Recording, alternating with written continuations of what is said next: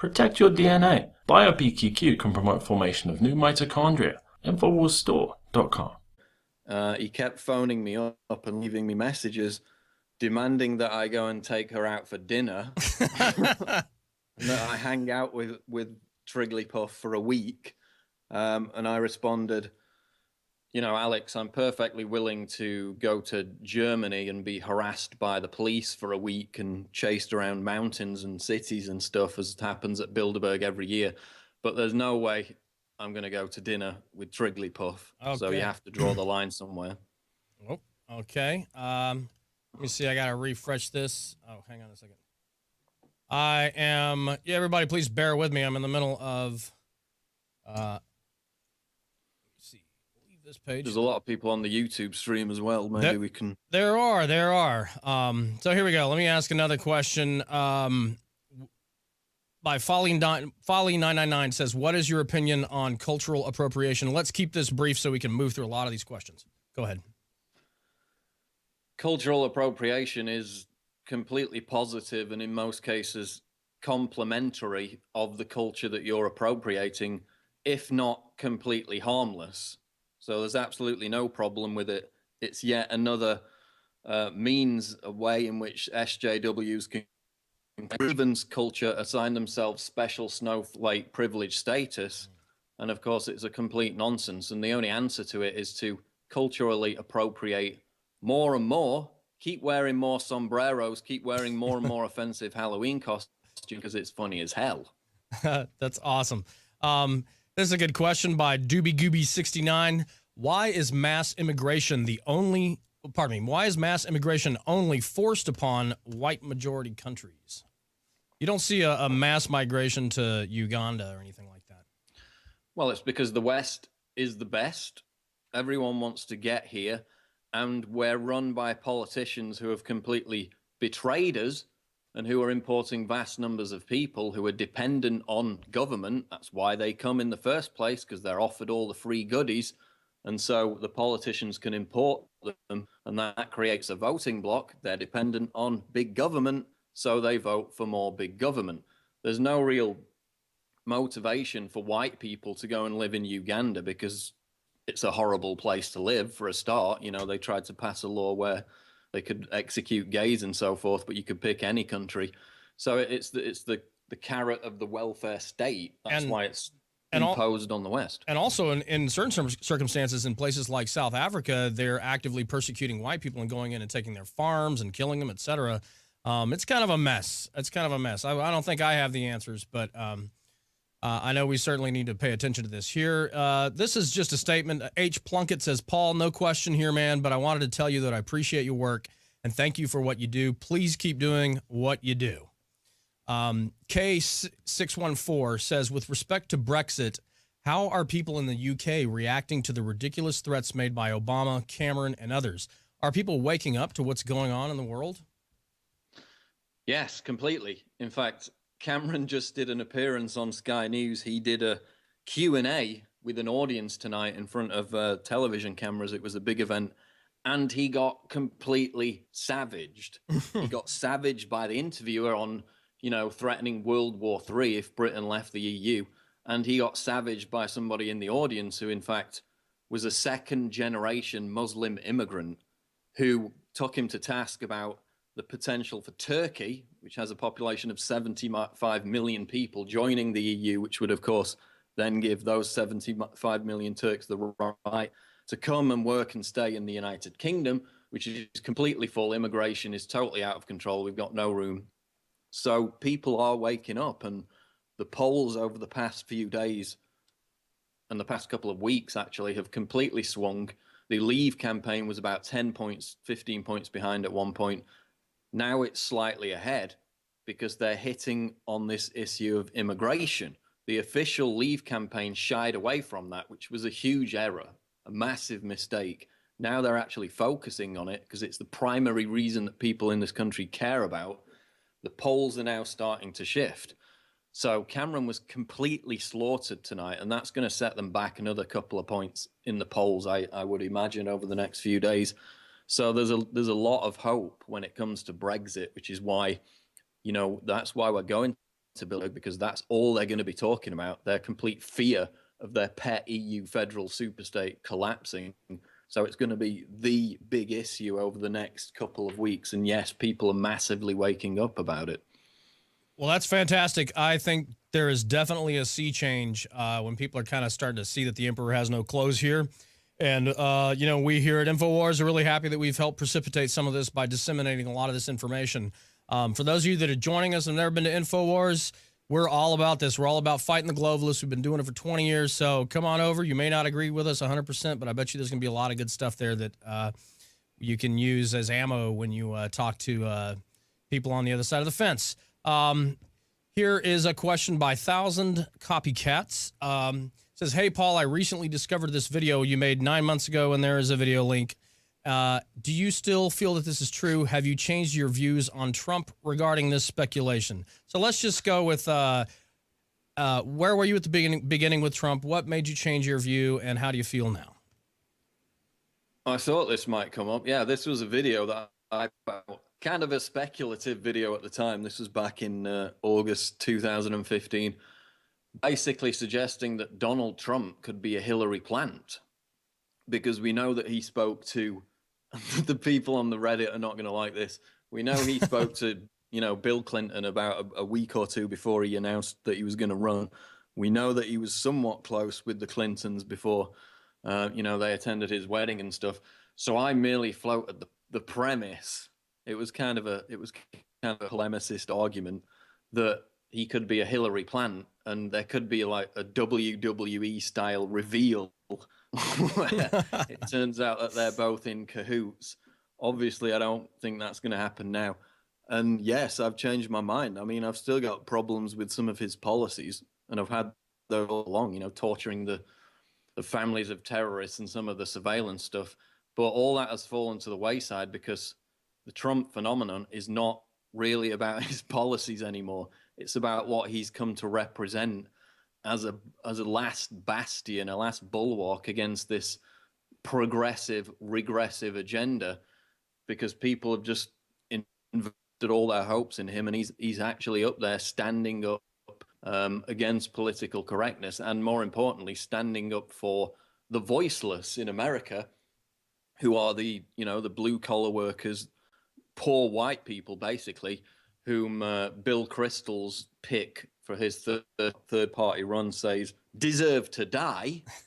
Donald Trump is standing up for those people, and that's why he's had huge success, because those people are constantly maligned in the media. They're called racist, they're called bigots, they're called irrelevant hangovers from the past. And, you know, these people are angry because they've lost their jobs, they've been shipped abroad, and they've invested a lot of hope in Donald Trump. So it's not so much about his policies, it's about what he represents, you know, as part of this political revolution against the system. So I didn't quite understand that was what was going on back in August 2015. Some people in the conservative movement didn't understand it as of a few months ago and still refuse to accept it.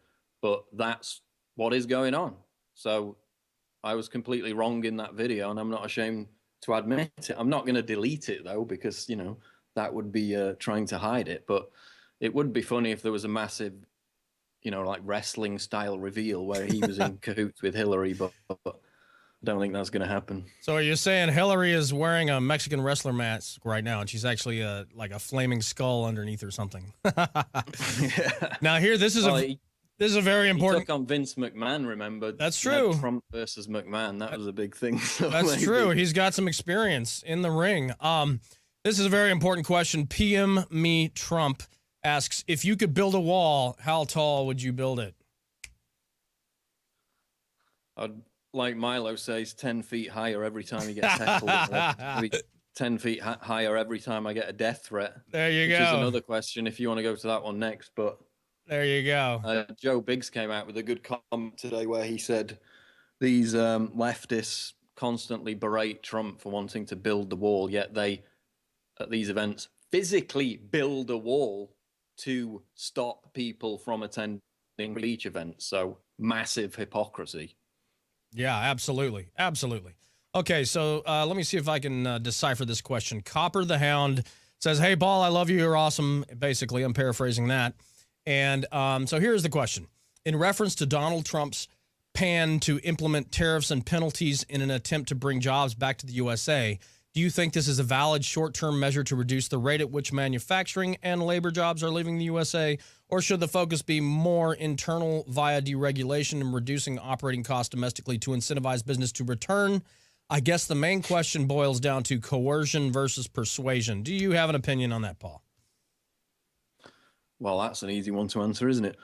I mean, you could compare it to the Brexit thing with the trade deals. I mean, everybody is wondering about if Britain leaves the EU, it won't have access to the EU trade deal. Of course, the answer is it can make its own trade deals, and that's the same thing with Trump. If he follows through on that policy, then everyone in the world is going to want to make a trade deal with America. So the fear-mongering about that is completely overblown. It's not going to happen. So, yeah, I mean, that's what he does. He's an expert, right? He makes deals, the art of the deal. He wrote the book on it. So I don't, I would have full confidence in him in that context. All right, that's a great answer. This is a good question. What do you think will happen after Obama pardons Hillary? What do I think will happen to Hillary?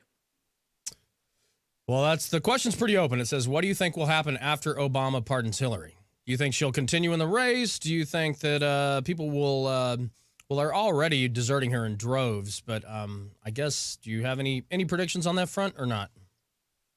I think two factors. One, she's completely arrogant, so she will continue on anyway. And they had a poll a couple of days ago where 71% of Democrat voters said they would vote for her anyway if she continued, even if she was indicted. So, yeah, I fully expect her to. Okay, well, there you go. Kamaki asks, what do you think of Scott Adams' recent blog posts on Trump's persuasion skills? Are you familiar with that at all? Trump's persuasion skills, yeah. That was the creator of Dilbert, the cartoon. That must be his name, yeah. Yes. It was the creator of the Dilbert cartoon who all along has been predicting that Trump would basically win in a landslide. And he went on Bill Maher and explored this area because he's a trained hypnotist, so he knows all about this. And basically, Bill Maher was making the argument that this is just playground insult stuff, lying Ted and crooked Hillary. But the Adams guy made the point that this is all completely deliberate because Trump is a master of persuasion. He's a master of making people put certain words before the names of his political adversaries. I saw this in Trump's speech today. He must have called her crooked Hillary about 50 times in the space of 5 minutes. And it's completely deliberate. It's not born out of some childish whim. It's to create that association in the minds of people. And he destroyed everyone with it. Lying Ted, little Marco, and now crooked Hillary. He's an expert at making mud stick. And it's not by accident. It's a completely deliberate tactical move to smear these people with crap as they rightly deserve to be smeared with crap in almost every case. So the leftists who, discounted Trump as a joke from the beginning, laughed at Ann Coulter when she said he would win the Republican nomination on Bill Maher's show as well, then said, oh, he doesn't know what he's doing. He's dumb. He's got the lexicon of a sixth grader or whatever. He knows exactly what he's doing, and his campaign knows exactly what they're doing, and that's why they've been successful. And part of it is this very careful language that he uses and the fact that he's a master of persuasion. He's beating them at their own game. Well, let me ask you this question of my own as sort of off of that. What do you think about meme magic, and do you think meme magic is having any influence on this election? I think it's proven to have an influence. I mean, Trump himself was retweeting the Pepe the Frog thing months ago. So his campaign, which, as I said, they know what they're doing, they recognize that it's starting to resonate in this internet age where communication has completely changed and memes mean more than reading, 5 page articles, which nobody has the time for. So they've expertly capitalized on that. And in fact, I've created a meme tonight for the purposes of this AMA, which I don't know if you've seen yet, Buckley, but it's on my YouTube channel. People can go and see I it. got it right here. Based on Obama's gibbering if press conference yesterday. So yeah, I think memes are massively powerful because they counter this narrative that Trump is just a buffoon, that he's completely out of touch with ordinary Americans, when he's not. If he's at the level of understanding and proliferating memes about him, then obviously he's in touch with the new frontier of communication, which is the internet. Absolutely. Okay, now here's a question everybody wants to know. Dan the Conqueror is asking, what is Alex Jones like in person? Is he still super high energy when off the air, or does he relax a little? Alex Jones is basically exactly like the radio in person, which is a lot of fun at times. But yes, he's a very intense person, but he can also have a laugh. I mean, that's the good thing about Alex. He's not, constantly angry all the time. He has a laugh, but that's true about him. He is exactly as you would expect him to be, which is not the case. I've met, without naming names, other quite high-profile television people and people in the media who are really full of energy when they're on the air, really, sparky and lively. But when you meet them in person, they're quite shy. They're quite reserved. So it's the personality, and I'm not, castigating them for this, but the personality is contrived for the purposes of the TV show to be entertaining. That's not who they are in person, which is fine, whatever. But with Alex, what you see, you get. Well, I can vouch for that personally myself too. He is super high energy. He's intense constantly, but just like Paul said, he's got a really great heart. He's a good guy, and he has a lot of fun, and he really believes in what he's doing. He's really passionate. I mean, he's an alien. He's like, I don't know anybody else like him ever in my life. He is a trip, but God bless him, man. He's out there every single day, screaming at the wind from the top of the mountain, and hopefully, people are starting to listen. So I think we're making some headway. This is a good question by RatCW73. What will it take to stop PC culture and SJWs on campus colleges in the U.S.? I hope. I mean, one side of them hopes that they don't stop what they're doing, because they give us such good material. I mean, I only realized like a week ago that it was that got the first footage, the groundbreaking footage of Aid Skrillex and Carl the Cook. That was actually, I think it was Rob who got that, or one of the cameramen. No, anyway. it was Josh. It was our cameraman. Josh was the one who shot that exchange. So what do you know? Infowars were the ones that brought you Aid Skrillex and Carl the Cook. Behind the scenes, making the world better, one video at a time. Go ahead and continue. They're so entertaining that I almost don't want them to go away. But obviously, the flip side of that is that, they're entrenched in college campus culture. These are going to be, unfortunately, some of them, the future thought leaders of America and the West. What's going to discredit them is simply pointing out, I pointed out yesterday, I made a video about it, that if you actually research the history of daycare in America, daycare started to get popular in the late 80s and the 90s. And there was a huge government study which came out in 2001. And they found that the more time that a kid spent in daycare, 20, 30 hours a week or whatever, the more likely they were to be aggressive, throw temper tantrums, frequently argue, hit people, and be violent. So I think there's a correlation between this rise of daycare, which of course was pushed by feminists because more women were in the workplace, and they kind of brushed aside the concerns that this would create damaged children, taking them away from their mother and having them in a group of 12 or 15 kids, all being looked after by a stressed out daycare worker, which of course means they had to clamor for attention. They had to throw fits simply to be attended to. And you couple that with the damage of being separated from their mother. and they did the research and found that it led to aggressive bad behavior.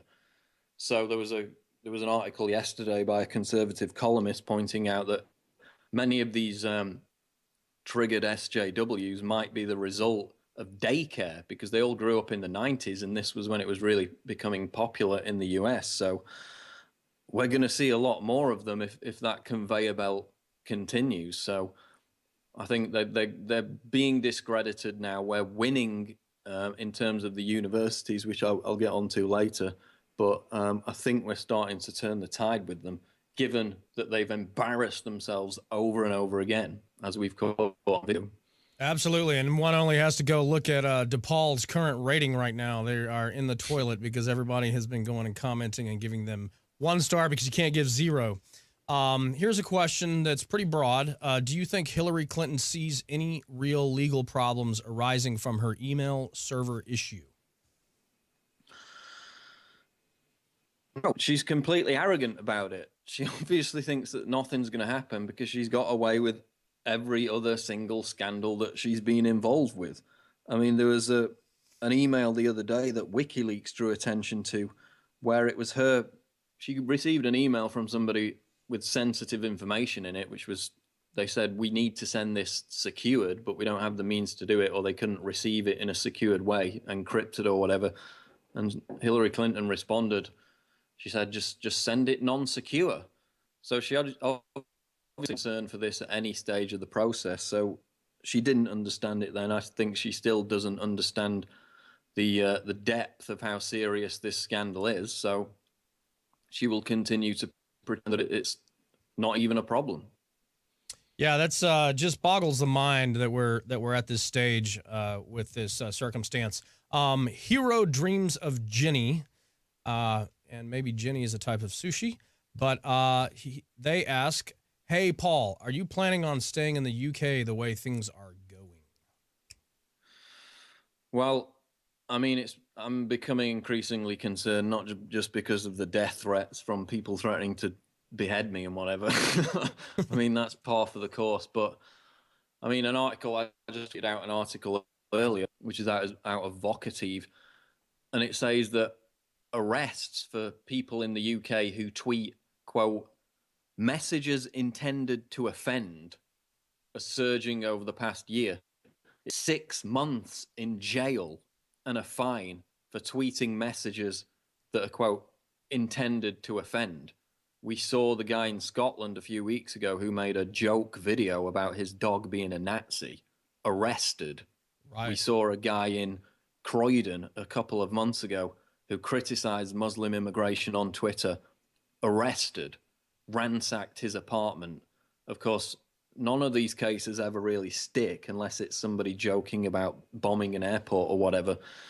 But the way it's heading, I mean, I won't even be able to do my job anymore if it gets really bad. So yeah, I will have to leave the country. And I mean, you don't understand how grateful you need to be for the First Amendment in America, because of course they're redefining what hate speech is to say that it's criticism of immigration. In the US, the Supreme Court defines hate speech as free speech. So you should really treasure that. And yes, I'm very concerned about having to leave the country because of what's happening to free speech in Britain.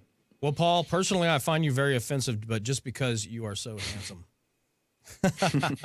A Saver has a question, and they're asking what 10 books, but I'm going to amend that. I'm going to say 10? I'm going to say, what one book would you absolutely recommend? I'm a huge fan of yours, and I love how you take no bullshit, says A Saver. One book. Well, I'll give you one for starters. I've just finished reading it. If you want to read about Brexit, Why Vote Leave by Dan Hanan. That's a really good book if you want to understand that. In terms of what one book, I don't know. I really like Ayn Rand, Atlas Shrugged. I think if you've got the dedication to read that, it's like 1,400 pages long, but that was a very important book for me. Of course, all the cliched ones, you know, Brave New World, 1984, I read way back when I was a kid, and that was very foundational for me in, you know, coming to my political understanding. So yeah, I'd go with those. I mean, I can go through my bookshelf if you want.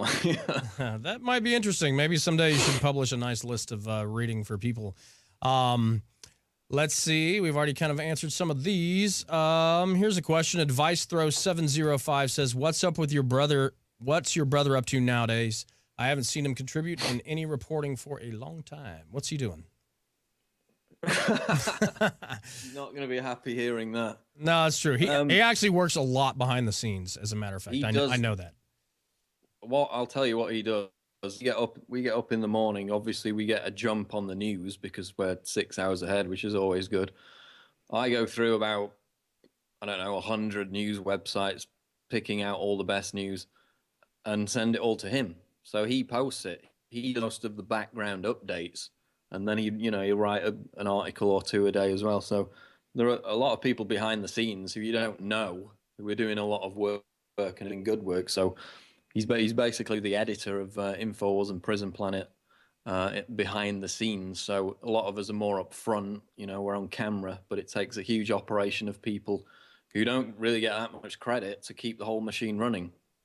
Yeah, absolutely. There are a lot of people behind the scenes here at Infowars and across the board, across lots of other websites that are really putting a lot of effort into bringing information to you, culling through the information. And, Paul himself is, he's really adept at that. He brings a lot of interesting information to the forefront.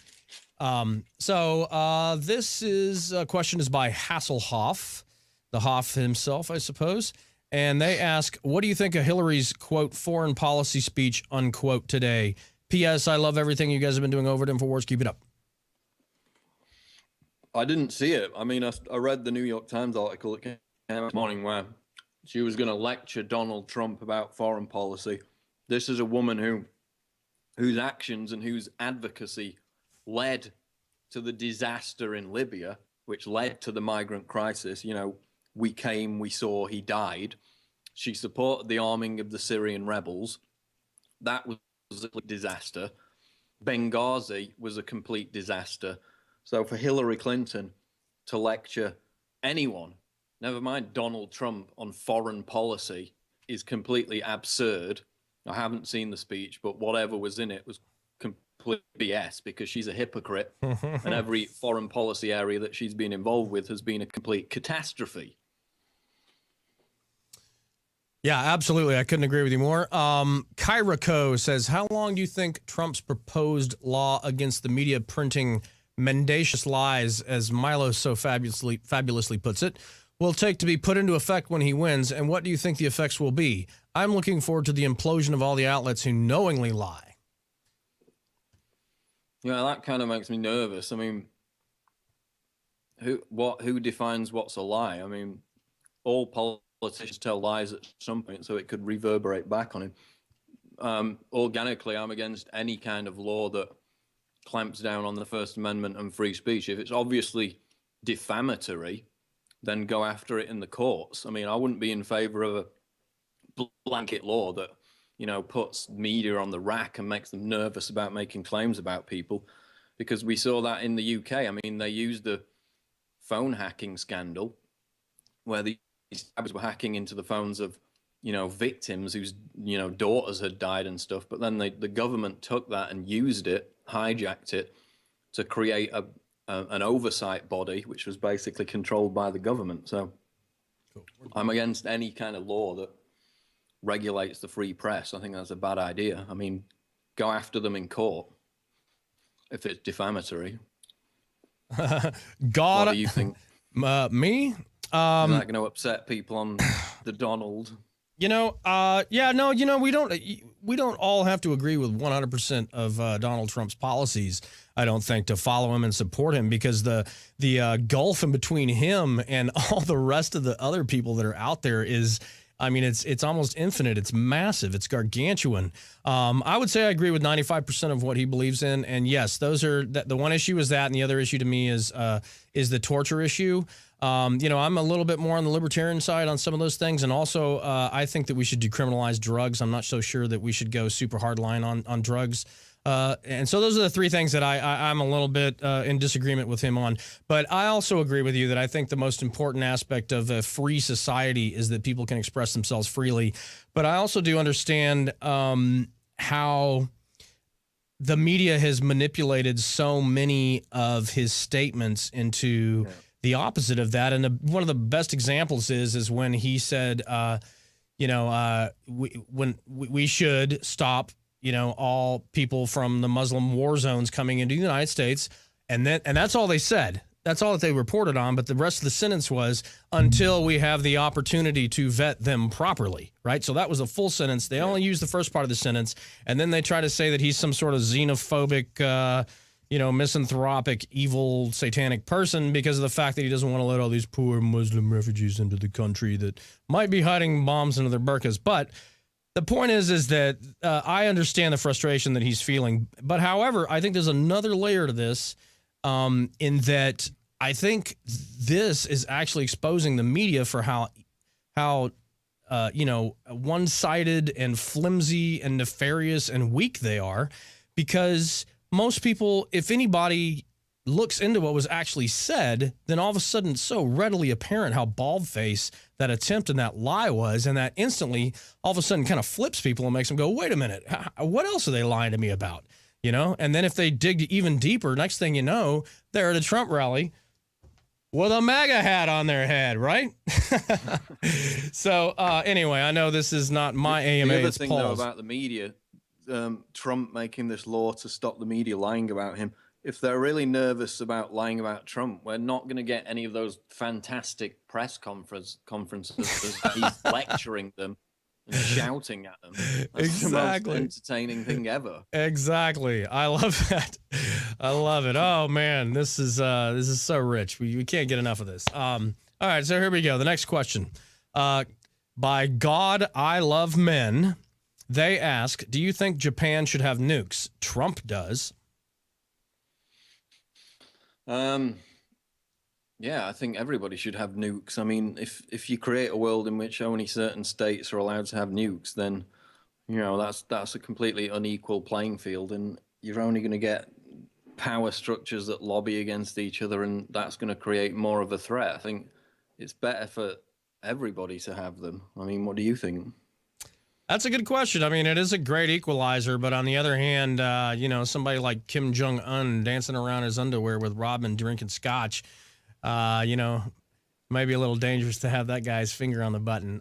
That probably takes a lot. Those people aren't gonna comply with non-proliferation rules that's anyway. true. They're just gonna go ahead. But the Iran thing, they've got UN censors everywhere going in looking at what they're doing. I don't think how is it in their interest to bomb America, to nuke attack America? They would get wiped off the map within minutes. I just don't think it's a fair comparison to make. Yeah, I agree. And then it allows that straw argument to be used by the globalists in power who try to use them as boogeymans to try to cause other circumstances to happen around the world. Let's see. There's a question that has already been answered. Anarcho-capitalist asked, Alex is for real, isn't he? And I think both Paul and I agree that yes, he is. Let's go to this next question by Red Pill Dessert, and he looks like he is in the United Kingdom. He says, I saw your video discussing how some cultures are better than other cultures. I agree with everything you say on that.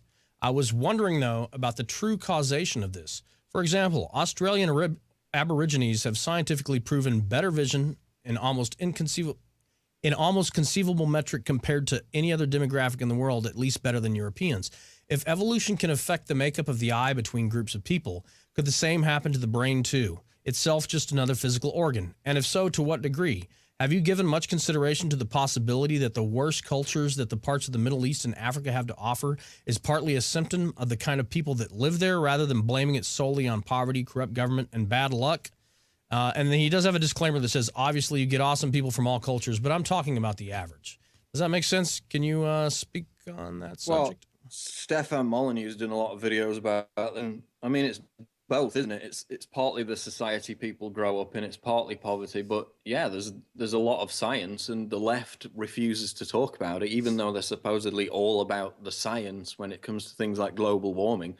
But when it comes to things like the link between intelligence and race, they refuse to talk about it. But the science shows that because people who now live in the northern hemisphere had to struggle, had to strive against the elements and survive back in the tribal, their brains grew, they became more intelligent. The people who stayed in the warmer climes didn't. And that's why there's an IQ difference measurable between people in the northern hemisphere and people who live in the Middle East and Africa. I mean, it's just a fact. It's obviously that it's not everybody in Africa and the Middle East is stupid, but there's a difference in IQ. It's measurable. It's like the IQ of people in Turkey on average is about 90. In the UK, it's about 100. It drops down to 80 in other Middle Eastern countries. Low IQ is linked with aggression. I mean, Stefan's made that point over and over again, and he's documented it with the science. So if science is racist, then so be it. But that's why you got a problem with large numbers of low IQ people moving into Western countries, because it makes it more difficult for them to integrate. And I mean, we've seen the migrant mass rape scandal in Germany and throughout Europe, and I think that's one symptom of that whole process. So yes, you can't deny that there are differences between races when it comes to IQ, and when it comes to many factors, good and bad. Like there are differences between men and women, but supposedly we can't talk about any of this anymore because it's racist or sexist, even if it's based in science. Yeah, absolutely. It's reprehensible that they've tried to, that they try to make those decisions for us. I love this username, and it's even weirder that there's a 2. There must be a number 1. Pinata Penis Pump number 2 says, what do you think it will take to get somebody on an MSM panel to call the Sanders/Clinton surrogates out for victim blaming Trump over their violent protests? That's a great question. Well, there was an article today which I wrote about, which is a top professor out of George Mason University, who said that racist Trump supporters are a bigger domestic terror threat than jihadists because of the violence that Trump was promoting at his rallies. And of course, this was a narrative that came out probably back in February, March, that Trump was responsible for this violence at his rallies. Now, Trump basically called for people who caused trouble at his rallies to be thrown out, which they were. There was one incident where a guy got punched. And then for the next 3 months, at every single Trump rally, the people causing the violence were the anti-Trump protesters. And because it was so exhaustively documented in video footage, time and time again, people punching police horses, people spitting in the face of Trump supporters. You had the young man who punched a Trump supporter in the face and was then pepper sprayed.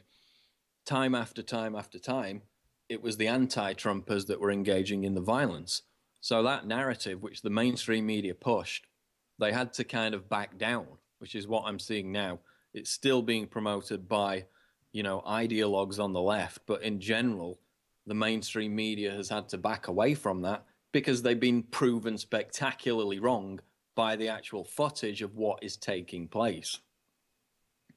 Yeah, absolutely. I mean, that's another example of where if people really dig in and look at the circumstances that are occurring, that they're going to see that the MSM and everybody else is really just flipping the reality and telling a bald-faced lie. And I think that's going to drive more people into the Trump camp. So good for us and good for Trump. Here's a question by Real American 2016. What do you think about Bernie, and does he have a chance?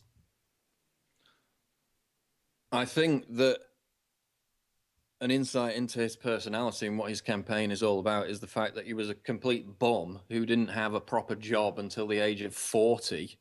He was sleeping on people's apartment floors and basically, holidaying in these communist countries. That speaks to what his campaign is all about. So at least with Hillary, better the devil, she's completely corrupt. She's completely beholden to the establishment. But with Sanders, you've seen what his supporters are like. They're violent people who don't tolerate others who disagree with them. They're completely intolerant people. And that, of course, goes back to their belief system, which, if you push communists, logically, if you have a debate with them about what would happen to people who don't go along with their program, I mean, you know, the guy who infiltrated Bill Ayers and the Weather Underground found that out, Larry Grathwohl, the FBI agent. They will put you in an internment camp and kill you. That's actually what these people think if you follow their political beliefs to their logical conclusion. So that would obviously be an even bigger danger than Hillary. What chance has he got? Well, given that obviously the super delegates are pledged to Hillary, he's got very little chance. Maybe there's a trump card, though, if you pardon the pun, where she announces him as her VP. Dun, dun, dun. He's expressed interest in that. Whenever I raise this, people say, no, that's never going to happen. But he's expressed interest in it. And the polls show that more of his supporters would vote for Trump than Hillary. So what better way for Hillary to capture that huge crowd of high energy supporters than to name Sanders as her VP? Obviously, it's not likely, but I think it's still a possibility. That anything could happen in this election, and let's not repeat that. Let's keep that out of the ether because that would be devastating, I think, to Trump. So let's just do a little ritual and make that go away. We're going to dissolve that out of the universe. It's not going to happen, right? We'll all agree to that. Kim Jong the Illest asks, what do you think globalists like Soros have in mind? What do you think Soros' end goal is? That's a good question. His end goal is a world government in which nobody is allowed to challenge him. I mean, it would be based on what the EU is now. You know, the EU Commission. It's the government, and it's also the legislative body. So they make up their own laws, and then they enforce them without any democratic input. So, you know, George is all about that. He's all about overthrowing any kind of government that isn't completely in line with this globalist agenda, which is to, you know, unify all these power structures under a unipolar world system. So his end goal is total control and total tyranny. So basically, he is literally a Bond villain manifest and come to life in reality. Pretty much, yeah. I mean, aren't all these people? Yeah, exactly. We got a Sleepy Sunshine has a question. I'm assuming maybe he, says, so excited to ask you a question. Hopefully it will be answered. First off, how did you start working with Alex Jones? And secondly, why is your strongly offensive rhetoric towards SJW so damn attractive? How did I start off working for Alex? Yeah. I started my own website way back when, and it was basically, you know, geopolitical stuff. It was all the post 9/11 stuff. He saw what I was doing, he liked what I was doing, and basically hired me. And I started the first printplanet.com website, which I designed in HTML. Literally built it. It took about 2 months to build it, but that was I think it was back in 2003, 2004. And then obviously, I mean, Prison Planet used to be a lot bigger than Infowars at the beginning. It was actually getting more traffic, but then obviously we divested everything into Infowars. And so it's been, you know, it's been well over a decade now that I've been working for Alex. What was the other part? The other question was, why is your strongly offensive rhetoric towards SJWs so damn attractive? I think it's the hair. Personally, I think it's the hair. You got that amazing coif of hair. So I don't look so hot now because it's like 1 a.m. I don't know. It's weird. I mean, I think the bar's been set pretty low where somebody who makes YouTube videos, I mean, you should see the messages I get every day, the idolization and the worship. And you're just thinking, look, I just make YouTube videos. I mean, if the bar's that low, I mean, this is a problem. But people are afraid to speak out. I mean, people are afraid to express any political opinion these days. So anyone that does It's like everybody's in awe of them. It's like, oh my hero. It's like, what? I mean, this is not really sticking my neck out. I mean, a hero is somebody who runs into a burning building and saves a child. I mean, those are the people you should be in awe of, and you shouldn't be afraid to express political opinions. That's what really baffles me, is the idolization and all, these messages. I mean, they're great to receive, but if the bar's that low that somebody who makes YouTube videos is like heralded as this, amazing icon of free speech, then that's a problem, because everybody should be an icon of free speech and you shouldn't be afraid to use it. Yeah, and I agree with you. And I think that probably what people are responding to is, two things. One of it's the confidence. I'm just learning how to get in front of the camera, and it's really, really difficult. It's difficult to get in front of the camera and express yourself and really project and really just kind of think about your message and be cogent about delivering it. And I think you do that exceedingly well. And I think that, people are attracted to the ideas that you have and, associating with that. So anyway, that's just my quick thought on that. I have a pretty weird question here by Skull Reaper, but in traditional Reddit fashion, we must answer the weird questions. Skull Reaper says, "What do you think would happen if we did the hokey pokey?" What's your answer? Wasn't it the okie dokie? It says hokey pokey, but I don't know. What is the okie dokie anyway? I don't get this. What's this okie dokie thing? I'm not sure. Maybe we'll have to go to Out of the Loop and figure out what that means. But well, what? Yeah, there's no telling. We're out of the loop on that one, Mr. Skull Reaper. Here's Swathquack asks a question that's a little bit strange. Maybe you'll get it. I'm out of the loop on this one. It says, "Hey, Paul, I identify as a Paul Joseph Watson. Responded to my comment, kin. Will you validate that for me?" Are you familiar with Swathquack? Does that name ring a bell to you? No. What was the comment? It says, "Hey, Paul, I identify as a Paul Joseph Watson. Responded to my comment, kin. Will you validate this for me?" So apparently you responded to one of their comments at some point, is what I'm assuming that means. So why don't you give a shout out to Swathquack? Why don't you say hi to Swathquack real quick? Hi, Swathquack. I mean, I do respond to some people on Facebook, but obviously I can't memorize everyone. Well, there you go. We complete. I'm glad it pleases people if it gives them a we completed the circuit on that one. That's what I was saying before. It's like, oh my God, he responded to me. Big deal. Well, yeah, I know, but there's you may not realize this, but you are a leading figure in this collective movement that's happening right now, and I think a lot of people appreciate what you do, and by virtue of that, sort of idolize you to a certain degree. So anyway, I'm from Northern England, and not being modest is a sin. I mean, you would be publicly shamed for having any kind of ego. So that's just the way I am. I'm gonna let that slide. We could get into a nice round of insults, UK versus Texas, but I'm gonna let that one slide. Here's another weird one. It says it's by Perocco. It says, "I am Paul Joseph Watson. Who is he? Monsieur does not know. This is the tomb of Napoleon Bonaparte, the greatest soldier who ever lived. So, where were the drops?" By Starship Troopers Robert Heinlein. Does that ring a bell to you or not? No. I'm kind of out of the loop on that one, but we read it. It was there, and we read it. Here we go. UPC Bra says, "Why do you think colleges and universities have become breeding grounds for socialism and communism? What will it take to reverse the trend? Will we ever?" We kind of answered that before, so why don't you give a real brief one-sentence answer to that one, if you can.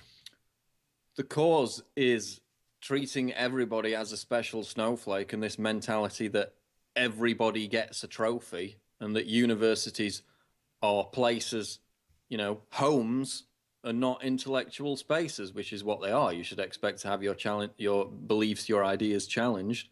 And it's basically down to feminists and the left who have created this idea that universities are their special re-education camps from which they produce the next generation of control freaks. So we need to get that out of the vision by supporting the conservative groups that exist within these universities. And I think we're really starting to turn the corner on that, because several universities after these Milo events have come out and supported free speech. I mean, DePaul didn't, and then they faced the consequences for that. They were completely savaged and ripped apart. But if you look at Rutgers, if you look at Oberlin, they both came out, supported free speech after they had tried to shut it down. You know, Melissa Click was fired. So there are several examples where I think we're starting to turn the corner on that. Personally, I think we need to bring back duels.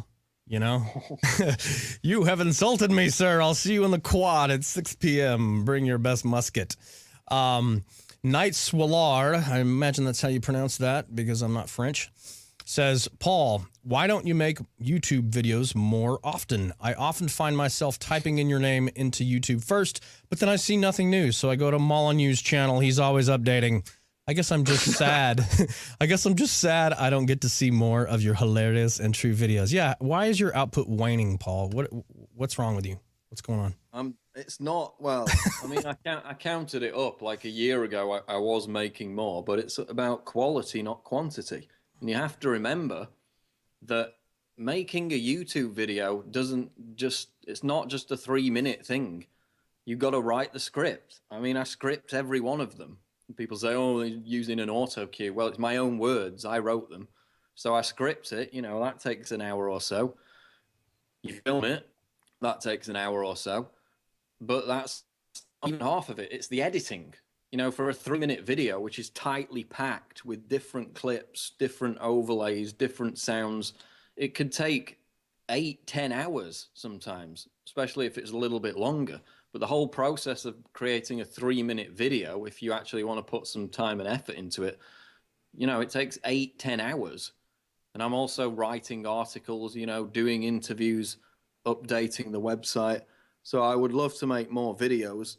My aim is to make at least 2 a week and, you know, going forward, maybe 3. But over the last 6 months or so, I'm trying to put more effort to get a quality, not quantity output. So that's the answer. What if we hired you an assistant, somebody who helped you do editing? What do you think about that? I'm too much of a control freak. I want to do it all myself. You'd probably murder them in their sleep is what you're saying. Okay, here we go. Usually this is a question we don't like to entertain because of obvious reasons, but we're going to answer it anyway because it's Ask Me Anything. England Rising in the UK says, what is your opinion on Jewish influence in the media? There it is. There's the Jew question. Yep, there it sits. I don't. People who are obsessed with Jews controlling the world never seem to present any evidence. I mean, I read the news every day. I track the narratives that the mainstream media comes out with. I don't see a big Jewish influence. I mean, Jewish people aren't really that present. You don't really notice them anywhere. I don't believe in this Jewish conspiracy because nobody presents any real credible hardcore evidence that it's taking place. So, I mean, it is an obsession. I mean, that's why people avoid it, let's be honest, because it's an obsession for people you don't want to be associated with, neo-Nazis and white supremacists. And even just, you know, if I saw actual evidence where it was a grand conspiracy, then I would talk about it, but I just don't see it. Okay, well answered. Bluebird 1024 says, do you think there is a globalist agenda to make Islam a worldwide religion? Well, yes. I mean, we've seen it militarily over the past, 5-10 years and stretching back decades. We've supported these Islamists in numerous different countries. We've overthrown, sovereign regimes that oppose Islam. Saddam Hussein was against Al-Qaeda. Bashar al-Assad, another secular regime that was trying to kick out Al-Qaeda. Gaddafi, same deal. I mean, you can look at it. We've enriched Islamists with power. You can look at Egypt. It happened there as well. So, yes, there is a globalist agenda. They probably think we can control it. It's off to the side. We can manipulate it without being subsumed by it. But the price is paid when mass immigration takes over our societies, makes our quality of life, lower, and leads to all kinds of social unrest, which is what we see now starting to happen in Europe. So, yes, I think they're using it. They think they can manage it and control it. But it's a very aggressive belief system that historically has taken over nations and always wanted to push it further and further. So I don't trust them if there is a globalist agenda to use it, which I think there is to some level. I don't trust them to manage it in the way they apparently can. So you're a filthy racist. Got it. Let me ask this question by Zionist shill. Exactly, you're a Zionist shill. This question by Trump is my president. In my ideal world, it would be Andrew Napolitano. Who would you pick for Trump's VP? In an ideal world, I mean, it'd be Rand Paul for me, because he's the candidate whose beliefs most closely align with mine.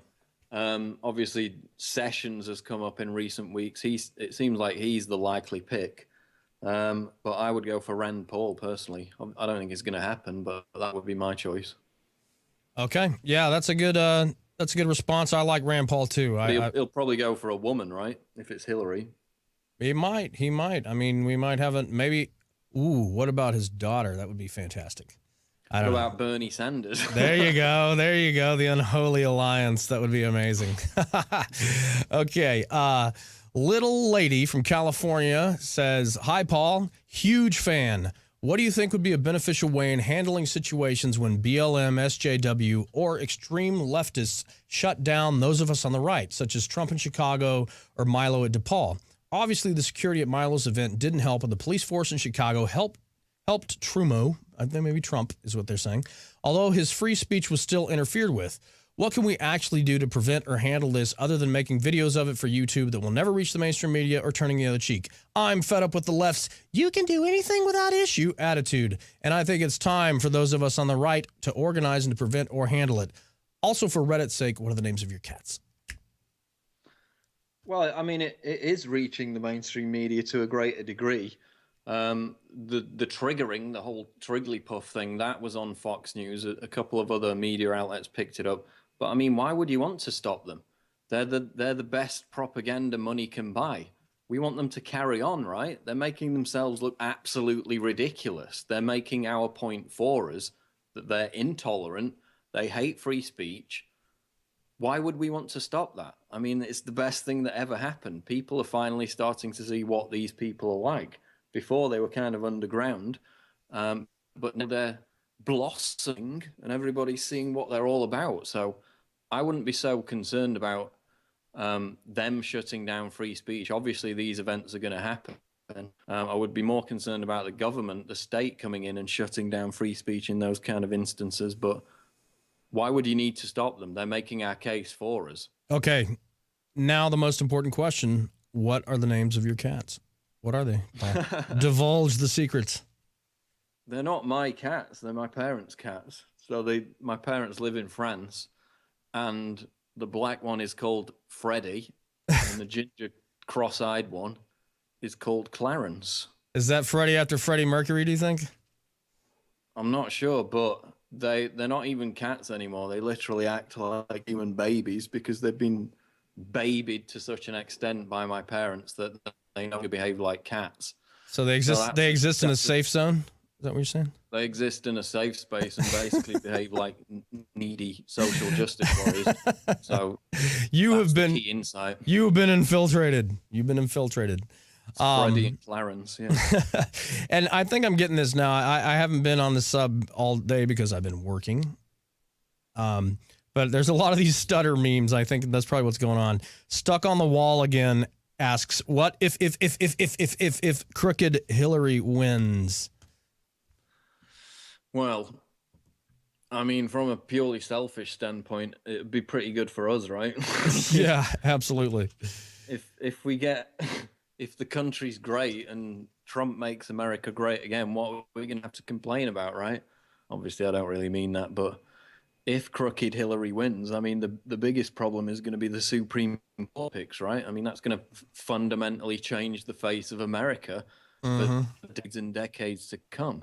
So, I mean, he's turning around in the polls, though. I mean, what was it, 15, 20 points behind as little as 4 or 5 months ago. Now the latest poll shows that he's slightly ahead. So with that momentum, I don't think you're going to have to worry about Hillary. Yep, absolutely. So we have an admirer here at the Infowars studios who has a question. It's from Rusky Agent. You might be able to divine who that is, and it's a little convoluted, but basically she says that the European Union has brought nothing but strife for Britain with its massive welfare system, immigration, and ever-rising inflation, but the EU has been a long-term agenda of the world government, and it's safe to say that the controllers at the top will not allow Brexit to happen. But let's suppose in an imaginary world it did happen. What difference would it make, given that you have a society that's completely controlled at the top on behalf of an elite, which includes neuroscientists, the behavioralists, the psychologists, and all the psychopathic groups that know exactly how people tick and know how to make them tick and can actually change the tick that people give off, and it happens on a massive scale every day by the controlled media. How do you make sure, and can you be sure, that your mind produces independent thoughts that are not influenced by these people? Do you have an answer for that? Wow, that's quite depressing. I think that you've got no power over even your own thoughts. But maybe, as Elon Musk has just said, we all live in artificially generated reality anyway, right? So we would have no control whatsoever over what goes into our brains. But I mean, she talked about the EU. You know, what about if they steal the vote and stuff? They're sending out ballot cards to EU citizens who aren't British and can't vote. That actually came out a couple of days ago. And the government has also kindly informed us how to vote in this referendum by pre-ticking the box that says remain in the European Union. So that was quite helpful of them. As far as the rest of the question is concerned, I mean, if you get that depressed and that negative about you can't even control your own thoughts, then, I mean, why bother getting up in the morning? I tend to be more positive about people, and especially when it comes to Brexit, because the polls are showing that, you know, the Leave side is now pulling ahead. So that sounds a bit convoluted to me. It does, and if you dip your toes into philosophy, you know, you end up with the solipsistic question of reality and everything that surrounds us. And personally, I think I am somebody's doppelganger, which means I'm the bad one. So I guess I do live in an artificial reality of my own. Let's see. Mixmaster Mao wicka says, "Hey Paul, I love your stuff, and I gotta ask, do you have any hope for Britain and by connection Brexit?" Well, I don't have much hope when it comes to free speech. I think eventually I'm just going to have to leave to still be able to do what I do. But I mean, yeah, it's looking pretty good for Brexit. I mean, Cameron made a complete ass of himself on television a few hours ago. That's going to swing it even more our way. And people are really pissed off about this, and they finally understood that you have to bring immigration to the fore of the debate, because that's what people are going to vote on. They're not going to vote on the economy and jobs in this instance. The sovereignty issue is even further back in their minds, but now they brought immigration to the fore. The polls are shifting. So, you know, you've got the tyranny of the status quo, and the fact that biologically humans are risk averse. So they will tend to vote for whatever means nothing changes, simply out of habit and simply out of, you know, biological urges. So you've got that coming into play. But the momentum is with the Leave campaign now, and we still got, what, 2.5 weeks left. So, I mean, like 2-3 weeks ago, I was considering not even delving into this, not making a exhaustive video about it, which I've still got to do, not doing a 1-hour interview with Stefan Molyneux about it, which I did yesterday, because I thought it didn't look very hopeful a few weeks ago, but now it does. So we've got the momentum, and people need to get out and vote, because there's a chance we could win. Absolutely. I think there's a huge chance for it. I think people are really disillusioned, and I think that sea change is happening at this moment. We just have to, you know, seize it, get on the crest of it, and ride it back. So here's a question by Lurker's Gonna Lurk. How do you stay sane covering all the complete and utter insanity that you do? I love your videos, but damn, I can only watch a few at a time. How do you stay sane, Paul? I think when you've been bathed in it for this long, it's not even come to the fore. I mean, I used to get that question a lot. Doesn't all this negativity depress you and stuff? Well, now we flipped it around. I mean, it's completely positive. This is a monumental year to be politically active, with Brexit, with Trump, with everything that's going on. So I only see positivity going forward. I only see a huge new movement, you know, cultural libertarianism, a huge new energy force behind free speech, behind people reasserting their rights, understanding what they are. So the insanity doesn't really get to me anymore, partly because I've been bathed in it so long, and partly because, I mean, this is my job. I mean, you know, it's like saying, doesn't working in a garage get to you every day if you were a mechanic? Well, no, you just get on with it. I mean, that's what you do. So what you're saying is that you relish the fight. Yeah. Excellent. I mean, it's what I would be doing anyway if I wasn't being paid for it. So it's just what I do. So ironically, there are two questions right here, and I'll read them both and you can answer them, but they're basically the same question. Tropical Centipede says, if Corbyn became prime minister and your work became hate speech that is considered illegal under UK law, which state would you move to in the USA? That is when Donald Trump is commander-in-chief, MAGA. And the second question says basically the same thing. It's by Knight Swalair. It says, another question, do you think you'll be able to stay in the UK forever, or do you have plans to move to a hopefully more based country? So what state would you pick in the United States? I don't think I'd have a choice. If I moved to the United States, I would have to move to Austin, Texas. Oh, the abject horror. The abject horror. Abject horror, which has changed quite a lot. I mean, I visited back in, I think it was 2006. Now there are like 3 times as many people. The hipsters have taken over. I kind of preferred what it was like 10 years ago, but I guess you've got, you know, a little bit more going on there. It's a bustling metropolis, and it's fertile ground for people like you. There are so many, the social justice warriors are just pouring out of the windows and spilling onto the streets and into the gutters. It's amazing. It's wonderful. Here, Up the Suit says, personal question. You come across very tense in your videos. Are you that angry, or is it just your way of communicating? Do tell. Well, it depends what video it is. I mean, I do make a lot of funny ones, right? But I'll tell you what it is, right? So I script all my videos, and you have to read out the words from the screen, but you have to remember them because you have to look directly into the camera. So you mess it up time and time again. So the first couple of times you read a long sentence, which you have to mess, you know, you say it in a normal voice, but then you mess up. So you get frustrated with yourself, you get a bit angry with yourself, and you have to use a bit of anger to make yourself remember it, to speak more quickly, more forcefully, so you can remember the words. So I think it appears as though I'm really angry, but I just want to get the sentence out, and I'm frustrated because I've messed up. Now, obviously, that's not the case with everything, but that is a factor. That is a factor. But some of the videos are obviously just rants, and I know people like it when I rant, so that's why I get on my high horse and give it the get the energy. But there are funny ones as well, so it's not always that way. But that is a factor where you're just messing up and you get angry with yourself. So it's like, right, let's get this out now. It sounds angry, even though it isn't supposed to be. Oh yeah, absolutely. It's tense business. Purple Stuff in Fridge apparently does not realize how this works. She asked 9 questions, and you know what I'm going to do? I'm going to read a couple of the weirder ones just for the hell of it, and you can ask one of them. We've already answered a bunch of them, but he said, who do you think is the most incompetent president in all EU? Have you ever had any encounters with refugees or illegal immigrants? Have you ever tried super male vitality? Is it safe? And the most important one, what does Alex Jones's penis taste like? Do you think Britain should stay in the EU? What is your opinion on vegans? What would you say or ask Trey Parker and Matt Stone, South Park creators, if you met them? And what are your thoughts on the UK's educative system? Let's go with number 2. Have you ever had any encounters with refugees or illegal immigrants?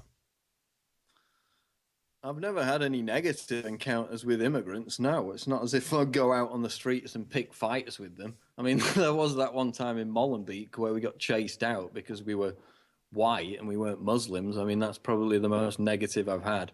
But generally speaking, no, I don't go out and get into fights with immigrants, even though I rant about them all the time. I don't even blame them. I mean, if I came from some shithole in Bangladesh or Pakistan, then I would want to move to a better country. But obviously you have to have quotas, you have to have limits and do it sensibly and not just let everyone in, which is what we're doing. So I don't really have problems with them individually as people. I just have problems with the policy as it's created and carried out by our government.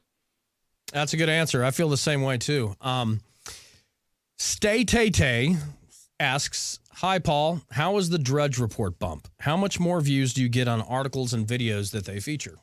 That's an interesting technical question. That's a good question. I'd like to know the answer to that. I think there is a back end, right, where we can see the individual views that every page gets. I mean, I don't have access to that, but it depends really. I mean, that is exciting when you get the big fat top banner headline on Drudge, which we got. I mean, I think I got it last week or the week before. That's always a huge rush, but you know, he's linking to so much stuff and the links are moving around. It's difficult to tell. But in the old days, our website would just crash when we got linked on Drudge, right? You remember that probably like 5-6 years ago. It would just immediately crash with onrush of traffic. Now we've upgraded everything, we can deal with it. But yeah, I would like to know that answer. How much increase it gets from a Drudge plump. And that's what we call them around here, Drudge plumps. Yeah, Drudge has been following this stuff pretty closely, and we owe a lot to him. So thank you, Matt. No, and I met him.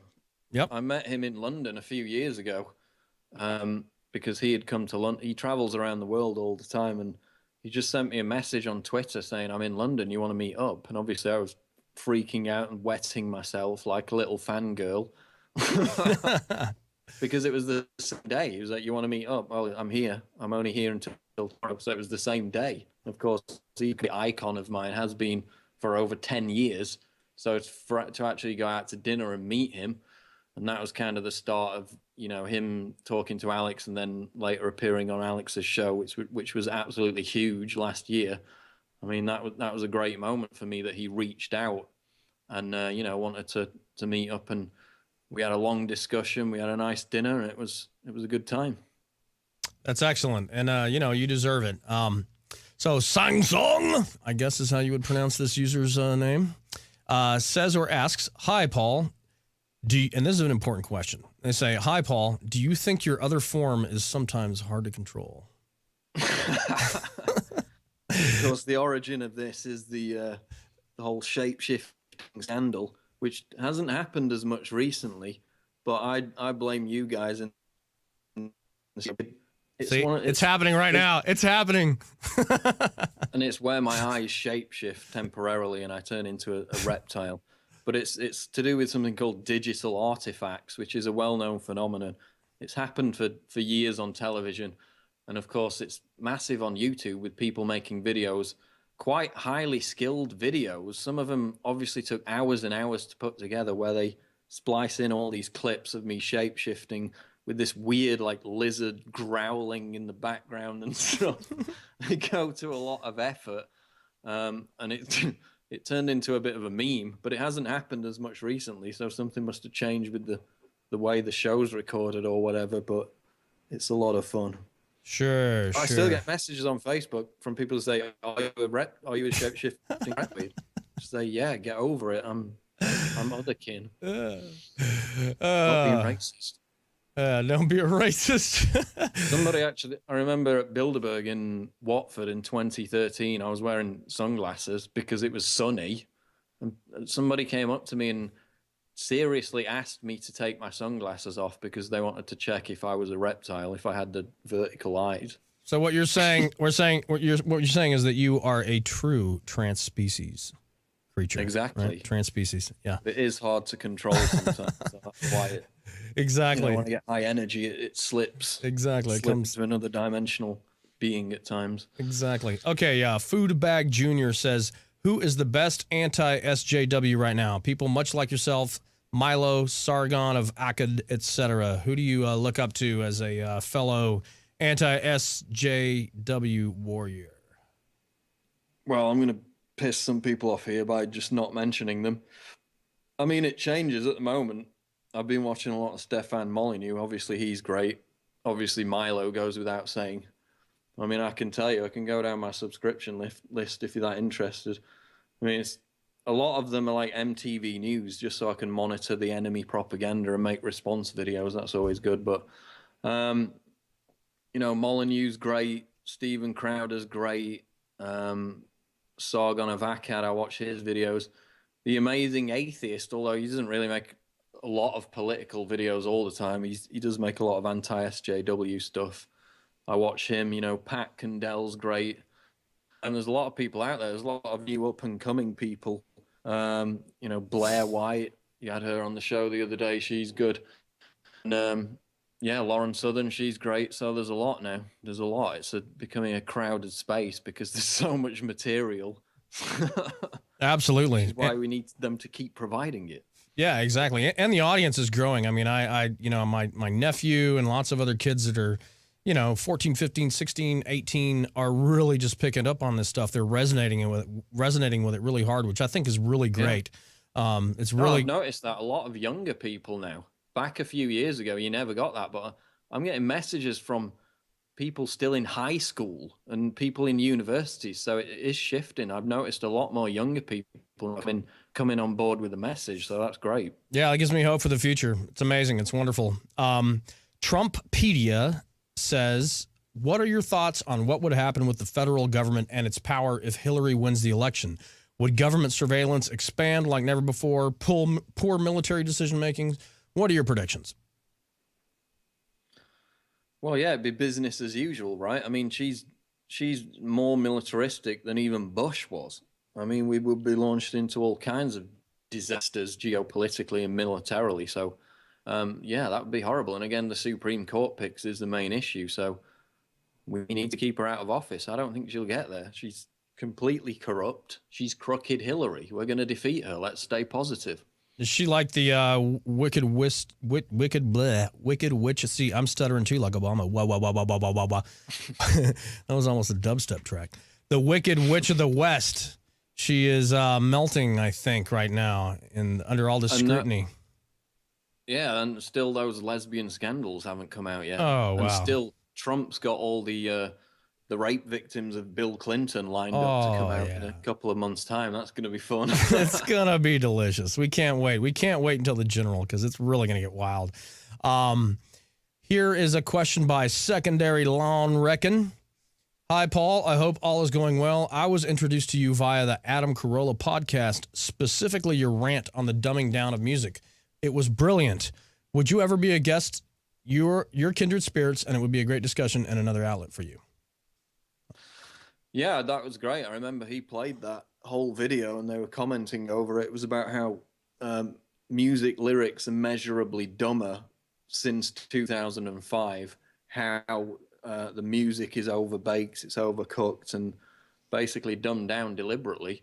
And it's designed to brainwash people with repeated hooks over and over again because that's what makes them want to listen again and again. And I mean, it was like a 12-minute video which got into some detail.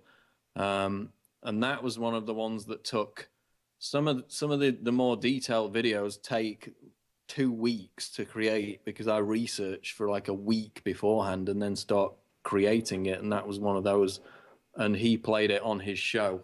So yeah, if he wants me on, I'm happy to go on. All right. Truncator from Florida says, Paul, I love your videos. They've helped me red pill a lot of my friends. Being in college, I've often felt that the lunatics have taken over the asylum, so I don't waste my time trying to defend my views. I just laugh at the idiots who get triggered and tell them to fuck off. How do you manage not to let the insanity get to you so that you can manage to make such an impassioned and logical takedown of the leftist ideology? I know we covered that a little bit, but put a little sauce on there. Tell us a little bit of that answer. How do I manage to not let it get to me? Because I need it to get to me to have the energy to make these videos and write these articles in the first place. I mean, they're feeding me, right? They're feeding me material and content, so it doesn't get to me. Sometimes it's overwhelming when, you've got Huffington Post and MTV News and BuzzFeed coming out with all this crap, and it's a deluge of stuff, and it's choosing what to rebut, what's most important. But when it's your job to do this and to put out content, you need to be fed with opposing content each time. So it's not a chore. I mean, I actively look for this stuff. So it doesn't depress me or overwhelm me when it comes my way because, that's what I do. Excellent. This is just a comment, but Puffy Killed Tupac says, no question, just a thanks. Love your YouTube videos. So yet another fan. I hate... Right back at you. I hate snownomine. who is a USMC member, says, "Hi, Paul. Do you believe that this cancerous SJW feminazi thing is a bubble that will hit its critical mass when everyone realizes how cocksuckingly fucking stupid they fucking are? Or do you think we're entering a longer phase of social degradation in humanity in general?" What do you think? What's the prognostication you have? Well, there are two schools of thought. I mean, Camille Paglia came out in an interview not so long ago and said that, you know, study decline of societies in their final stages of decadence. And she had noted in every instance, whether you look at ancient Rome or wherever, an obsession with transgender issues. Now, obviously, you know, a lot of transgender people now are coming over to our side. Actually, we had one on the show last week, but that does seem to be a theme in the latter stages of the collapse of societies, that they become obsessed with increasingly bizarre sexual behavior, which is what we're seeing now with, you know, old men identifying as 6-year-old girls and trans species stuff and whatever, and, you know, bug chasers going out to HIV roulette parties. So we're seeing a lot of weirdness. Camille Paglia said that that was an indication of the decline and collapse of society. But then on the flip side, there was a big National Review article last year, I think it was, which said that PC had now peaked, and that the history of these kind of fanatical movements show that they never last for too long. So if you're talking about the general decadence of society, I think that is definitely somewhat in its final stages. That's accelerating. But in terms of, you know, politically social justice warriors, it has peaked. I mean, we're winning the debate. I mean, go on MTV Decoded and watch Francesca Ramsey's videos and look at the thumbs down and look at the comments. Now, to an extent, the SJW videos, the pro SJW videos, only get views when we're attacking them, which shows that we're absolutely crushing them. The narrative has definitely started to shift. There are less cases where mass perpetually offended mobs are powerful enough to shame people into being fired or quitting their jobs, although that still happens behind the scenes. And they've been embarrassed over the past 18 months with numerous controversies that have taken away, that have debunked their agenda. I mean, the Rachel Dolezal thing being prime amongst them, as well as Caitlyn Jenner. Of course, that was their big heroine, you know, the woman of the year, ESPN, the Golden Globes, they were obsessed with it. Then Caitlyn comes out as a conservative, and suddenly she's a piece of shit. So that blew up in their face. The Rachel Dolezal thing blew up in their face. And, you know, the Melissa Click thing, that was terrible PR. We're winning. Every time we're winning, that has shifted over the past 18 months. So I think it has peaked. It is on its decline, unfortunately, because we're not going to get such good videos. But yeah, I think we're winning, and that PC has peaked, and now it's, I mean, look at Trump.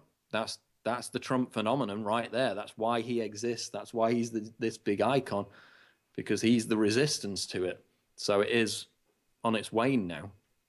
Absolutely. Bedridden Sam has a very important question. He says, have you seen Angry Birds yet?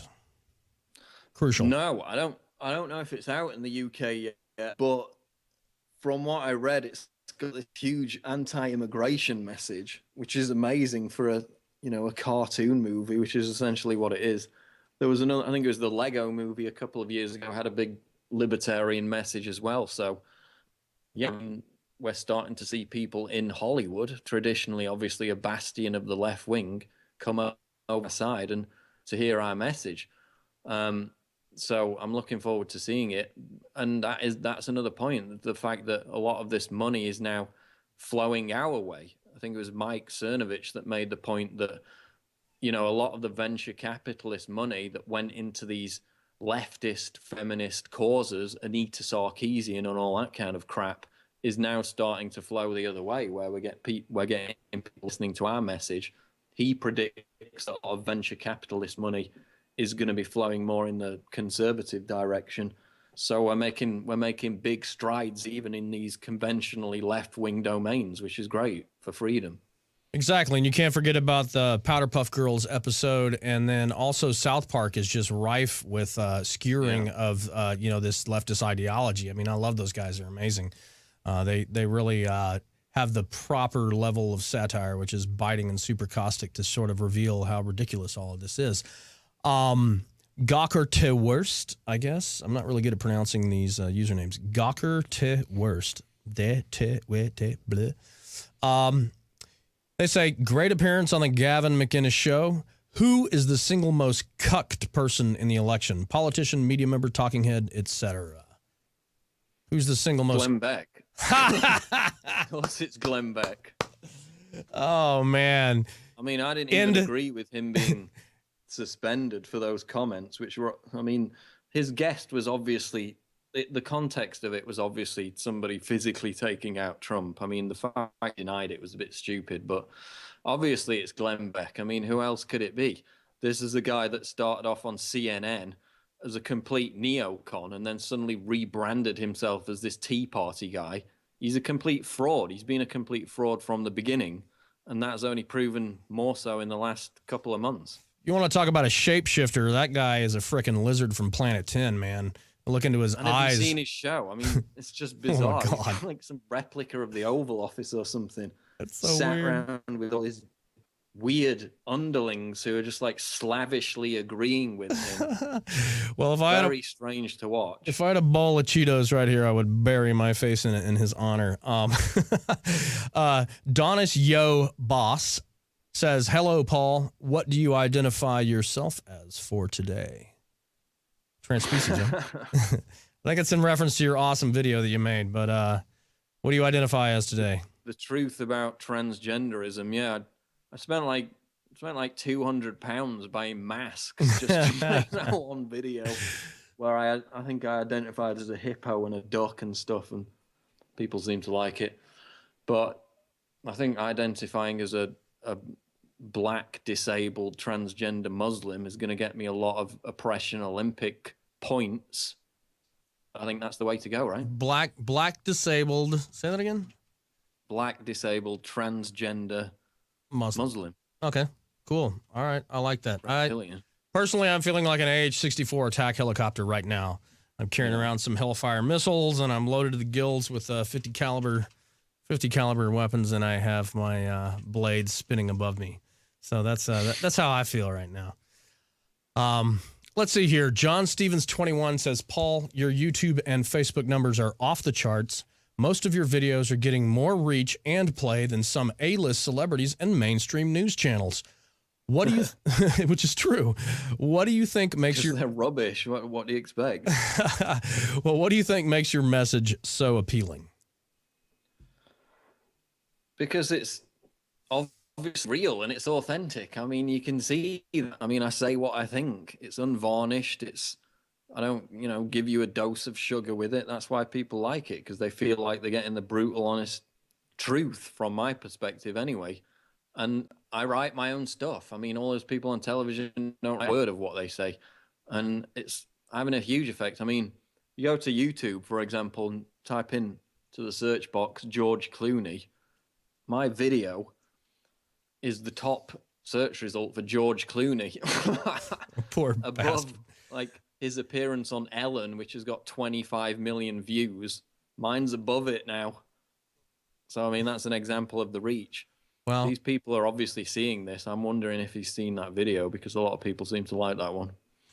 Well, congrats at helping shift this global perspective. Grilling for All is asking a question that's already been asked, but I'm just going to repeat something that I'll ask the first question. Grilling for All says, what does it feel like to be an absolute fucking legend? Why don't you answer with one word? Answer with one word. What does it feel like? Humbling. Hey. But that's what I was saying earlier. It's like, make YouTube videos for God's sake. I'm not Martin Luther King. I mean, this is what I mean. We're setting the bar a bit low, aren't we? But I mean, that's the thing. People look up to people like me because they're, in many cases, so afraid to even talk about politics or assert their own beliefs in public. So we need to encourage everyone to do that more, and then maybe it won't be so, awe-inspiring that I make YouTube videos. I mean, big deal. This may be my favorite username I've come across so far. Moist Crayons asks asks, what do you think Germany will become in the next year if nothing changes? What should change? Thanks. Well, Trump came out yesterday in an interview with Savage, and he basically said Germany was finished. And we got this story out today where they caught 4 Syrian refugees, who, of course, Merkel invited in over 1 million of them, plotting. These were Syrian refugees who exploited the migrant crisis, entered Europe via the Balkans last year, plotting a massive terror attack in Germany, Paris-style massacre, suicide bombings, machine gunning citizens on the streets. What's going to happen to Germany is what all the security experts are privately telling Merkel, which is there are going to be riots on the streets. That's why they're hiding the crime statistics as it relates to migrants committing crimes. That's why the top TV station in Germany, ZDF, is not reporting on migrant crimes, because they don't want to legitimize critics of mass immigration. That was a quote from the police, who were also covering up these incidents as they did in Cologne, because they know that that middle class is becoming radicalized. So if it continues down this path, if it doesn't change, it's going to be civil unrest on the streets. It's going to be military on the streets. It's going to be absolute bedlam and chaos. I mean, that's an inevitability if you continue to flood a country with millions of people who aren't assimilated, have no plans to assimilate, and who are hostile towards the native population. It's just inevitable.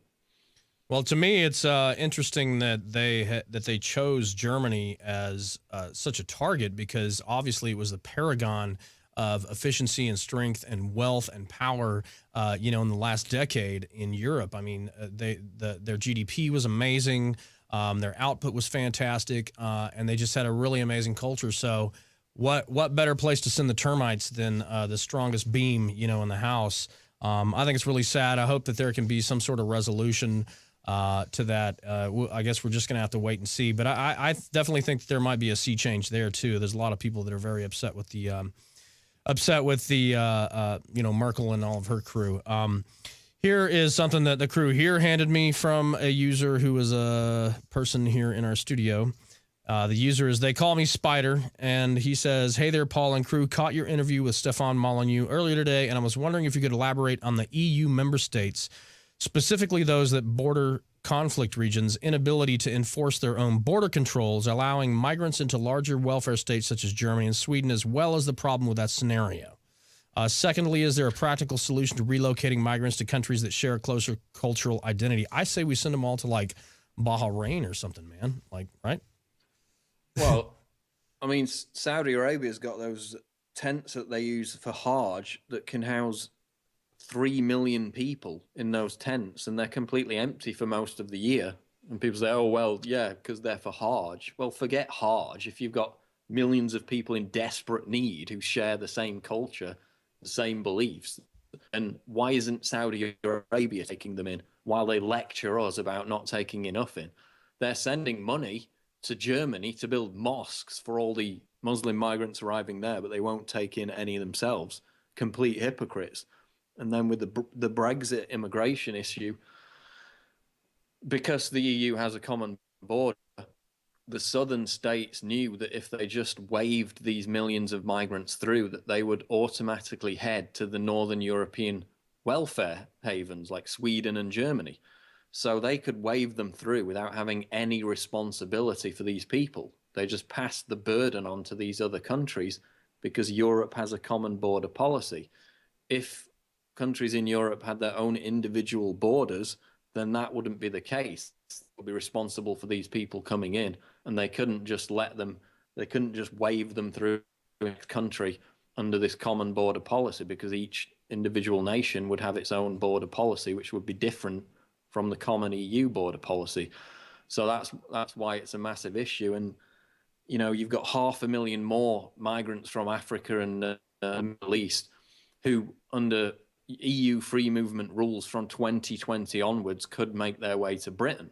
So it's not just a problem that we've got 333,000 immigrants net coming into the UK every single year. This is a tiny country with a population of 60 million. 333,000, and that number's only getting greater every single year. Half of those are coming from other EU countries, more than half, in fact, on the last count. So Cameron completely lied when he said he could get that number under 100,000, and it's a massive problem now. So why we need to get out of the EU to have control over our own borders so we can put into place a policy like, Switzerland or Iceland or any of these countries have, where they decide every single year on quotas of how many people they're going to let into the country. They don't just let them all come in. That's madness. They have quotas. The population votes on those quotas in Switzerland, and it's a far better system. So that's why we need to get out of the EU, to have that choice, to have that sovereign control. Absolutely. I mean, I liken it to, like a ship that has its, bulwarks removed.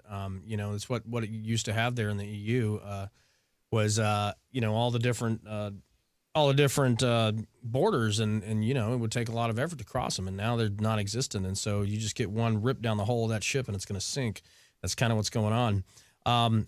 Lonnie Zone asks, what are the policy ideas that make Trump a good candidate? The individual policy ideas, obviously limiting immigration, building the wall, but the wall having a door in it for skilled immigration, for skilled labor. His policy on ISIS, I think he's shifted a little bit. Bill O'Reilly tried to pin him down on whether he would send in special forces to take ISIS. He didn't want to say it explicitly, but you can tell that that's what he's planning. Obviously, he says he's going to go after ISIS, going to hit them so hard it'll make your head spin. Sounds good in principle, but anything he does could be better than what's been done so far. You saw they start to lose territory immediately after Russia completely blew the crap out of them. That got them on the run. We had a vote in the UK to bomb Syria, and everybody freaked out about it. They didn't even bomb Syria. The RAF were in and out within a matter of weeks. Barely anything happened. Obviously, the Obama administration's been completely pathetic, refusing to even bomb their oil supplies because of the environment. So, I like that policy if it's actually getting the job done and not getting American troops in yet another quagmire. The immigration policy, whether the Muslim issue is going to be implemented remains to be seen. I think it'd be way too controversial to actually do that. But I like the sound of all those things because that's the medicine America needs, right? And of course, the getting out the bad trade deals and actually reinvigorating the blue collar workers and the Rust Belt and all that is a fantastic idea. And merely the fact that he came out and said, we're not going to follow the path of globalism, to paraphrase, that was absolutely huge. A president hasn't said that for decades. Maybe, Reagan alluded to it, but he soon got slapped back down, didn't he? So that was absolutely huge. That simple statement represented something so massive, and it got globalists so paranoid, so petrified, because as Hillary Clinton said today, she alluded to it, Trump threatens the world order. That's the new world order. That's globalism. It's good that he threatens that because it's been a complete disaster for America. So I would support him in that policy. Absolutely. And one of the refrains that I use whenever anybody asks me about why I support Trump, which I do, is that, man, you couldn't ask for a better cast of enemies to have than he does. Line him up, man. Down to a T, man. I can't think of anybody, hardly anybody that I agree with that opposes him vehemently. Eric Q, who looks like he's a member of the U.S. Air Force, says, hey, Watson, love your work, and I always enjoy watching your interviews. Your wit and journalistic talent are delightful. On to my question. Given the controversy surrounding the Libertarian Party this year and its potentially being bankrolled by the Koch brothers as the next controlled opposition faction, as the Tea Party ultimately became, I must ask, do you personally feel like Trump is a more natural pick for classical liberals and libertarians than Gary Johnson, or do you feel like this will significantly swing the independent vote come November? If so, who stands to gain the most from a large shift in the independent vote? I don't think it's going to be an issue with any kind of independent candidate or third party. I mean, I think Pat Buchanan ran once. That was the example that I read about. He got about 0.7% of the vote, so that didn't threaten either major candidate. But I mean, the Libertarian Party is a complete joke. I mean, come on.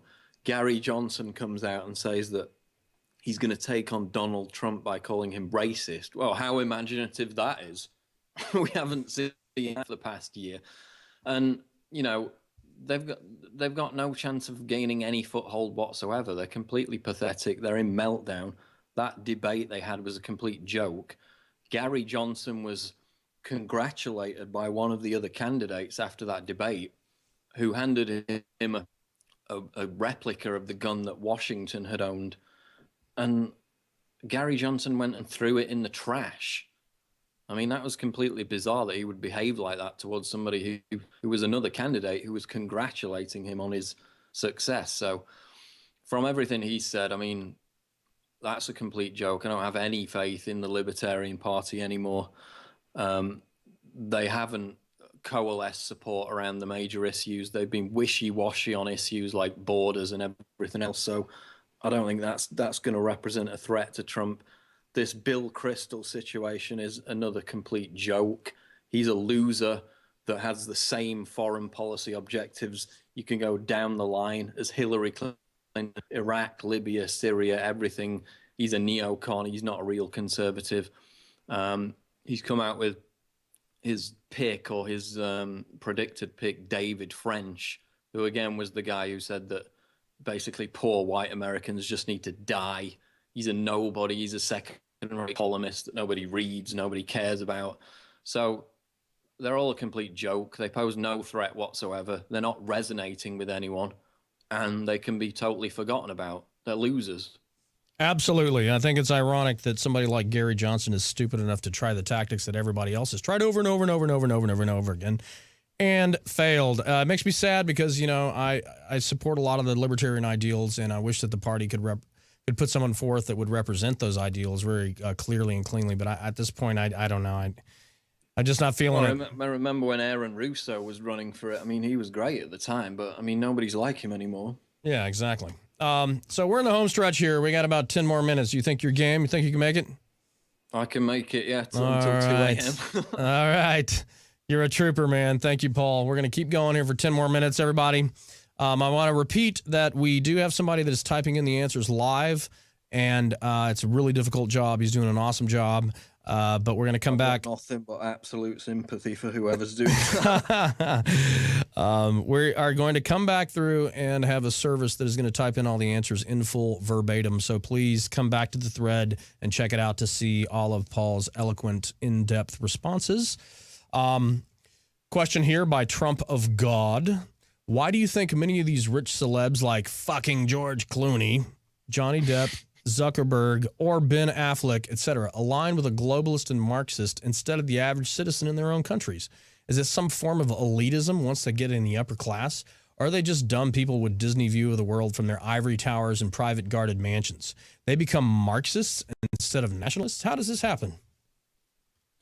It's because they're imbued in left-wing doctrine from day one. I mean, that's why they move in those circles. Hollywood is still, you know, largely completely dominated by these people. I mean, look at how conservatives have to behave in Hollywood.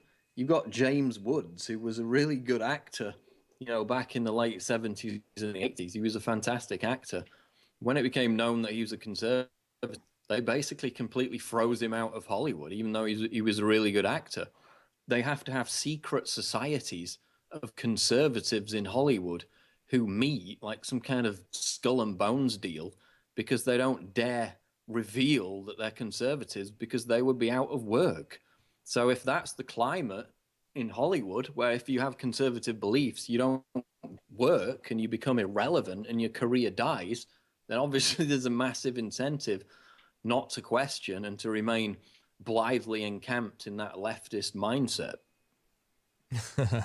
Yeah, I agree 100%. Let's see. Let me scroll through here and see. I like this one. Bernie Wears Depends is asking you, Paul, how did you get so based? By telling the truth. I mean, I didn't deliberately pursue it. It's just, it's there to be done. The definition of based, I believe that's a new term for cool. I don't know. I can't even keep up with these things, but based Brit fag was a moniker that they came up for me back a few months ago. Based Brit fag. Yeah, that sounds about right. If you want to refer to me as that from henceforth, that'd be great. Jack Hackett 80 is accusing you of rolling a spliff off camera, which I like. I've actually got a vape. Where's your fedora? I didn't realize you were a vaposexual, man. But good for you. I started vaping to try and quit cigarettes, and now I just vape and smoke cigarettes. You're one of those. All right, no worries, man. It's all good. Let's see. Quanger, Quounger is how I assume that is spelled and pronounced. Asks, do you like the Smiths? It's kind of random, but do you? The thing about it was the video I created on the truth about popular music was posted on a website called True to You, which is Morrissey's semi-official website, the content of which is all decided upon by Morrissey. So Morrissey basically posted my video, and I'm not going to top that. I mean, come on, that's my crowning achievement of my entire life that Morrissey posted. They even watched my video and that he posted it. But yeah, I'm a massive fan of the Smiths because, I identify with his lyrics because it's kind of this mournful, melodic, flowery prose, but it's still bathed in this kind of down-to-earth northern grit, which is where I come from, which is, that's what forged my personality. So that's why I identify with the Smiths and the lyrics of Morrissey. So yes, I'm a big fan, as everyone knows by now. Yep, I guess so. Let's see. I'm running through some of these. We've already answered most of these questions. Please talk about Brexit. We've already answered this. There's a good one. And it's by Hero Dreams of Genie again. So this is a deep question of the evening. Would you have killed the gorilla? Killed who? The gorilla. Remember the kid that fell into the gorilla pit and the gorilla was dragging the kid around and they shot that? Yeah. If that was anyone's kid, I mean, come on, you can't predict what that gorilla's going to do. All the experts came out and said they're protective, they're not going to harm anyone. I mean, if they're surrounded by screaming people in a completely unpredictable situation, if they're getting hit by, potentially tasers or tranquilizer darts or whatever other silly people came up with, you can't predict what's going to happen. I mean, when he was dragging that kid through the water, the kid could have just smacked his head on a rock and died instantly anyway. I don't think you can predict with any kind of certainty whatsoever that kid would have been safe if they hadn't have killed the gorilla. So I'm just not buying it. And a lot of it is this animal rights jag, which, yeah, everybody should be kind to animals, but there's more love for animals than there is for humans. I mean, you've seen that sentiment. There's no value for human life anymore. It's like completely worthless in comparison. And yeah, that doesn't mean we shouldn't protect endangered species, but let's try and be kind to humans and about humans as well as animals. But the funny thing about it was a bunch of SJWs on Twitter, and I posted the compilation of the tweets, which Ann Coulter retweeted actually, which was good. They immediately came out and they said, if this was a black kid, they would have never have shot that gorilla. This is white privilege. The fact that they shot that gorilla to save a white boy. Jeez, I love it. The kid was black. I mean, there was a video of it. The kid was black. How could they even know? Just a glance at the video would have proven that. But again, it was that immediate rush to inject identity politics into everything because it gave them a chance to virtue signal.